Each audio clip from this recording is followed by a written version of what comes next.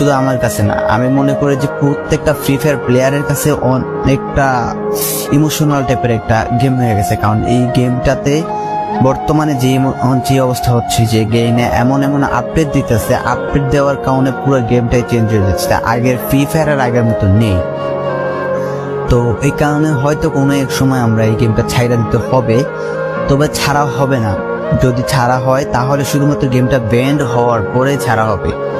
তো যদি পার্মানেন্টলি গেমটা ব্যান করে দেয় তাহলে আমাদের এই গেমটা থেকে বিরত থাকতে পারবো, আর না হলে কোনোভাবে ছাড়া, যতই আপডেট আসুক না কেন আমরা ছাড়তে পারবো না। এই গেমটার প্রতি যত একটা মায়া জড়াই গেছে, তো এটা আমাদের পক্ষে ছাড়া একবারই পসিবল না।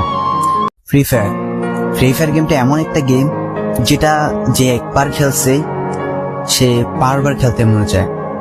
প্রথম পারবে না, চেষ্টা করতে করতে যখন পেরে যায় তখন আর ছাড়ে না।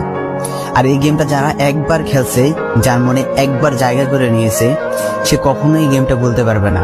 সে যদি একদিন 2 দিন 7 দিনও না খেলে, সে 7 দিন পর আবার ঠিকই এই গেমটার ভিতরে ঢুকবে। কারণ এই গেমটা কখনো কাউকে কষ্ট দেয় না। এই গেমটা সবসময় সবাইকে আনন্দ রাখে।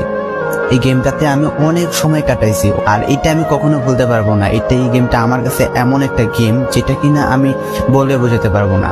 অ্যান্ড এই গেমটা শুধু আমার কাছে না, আমি মনে করি যে প্রত্যেকটা ফ্রি ফায়ার প্লেয়ারের কাছে অনেকটা ইমোশনাল টাইপের একটা গেম হয়ে গেছে। কারণ এই গেমটাতে বর্তমানে যে অবস্থা হচ্ছে, যে গেমে এমন এমন আপডেট দিতেছে, আপডেট দেওয়ার কারণে পুরো গেমটাই চেঞ্জ হয়ে যাচ্ছে। আগের ফ্রি ফায়ার আর আগের মতো নেই। তো এই কারণে হয়তো কোনো এক সময় আমরা এই গেমটা ছাইড়া দিতে হবে, তবে ছাড়া হবে না। যদি ছাড়া হয় তাহলে শুধুমাত্র গেমটা ব্যান্ড হওয়ার পরে ছাড়া হবে।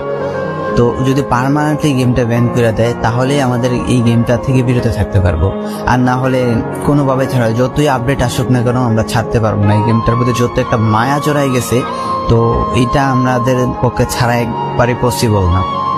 ফ্রি ফায়ার গেমটা এমন একটা গেম যেটা যে একবার খেলছে সে বারবার খেলতে মনে চায়।